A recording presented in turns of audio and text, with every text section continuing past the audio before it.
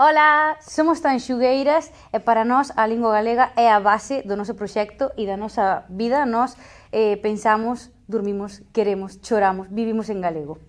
Dende sempre falamos galego, desde moi nenas. Dende que nacimos aprendemos a falar. É a nosa lingua materna e paterna.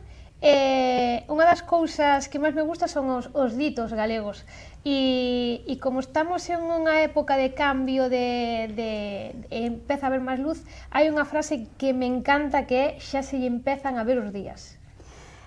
Eu son de Ribeira, entón en Ribeira temos moitos palabras, a veces moi raros que só os coñecemos nós, a veces que só existen na miña casa, pero hai unha palabra que a min gustame moito porque é unha forma de poñer alguén no seu sitio, que é dicirlle cala ti, chinclán. E iso sabe ela porque eu non escoitei iso nunca.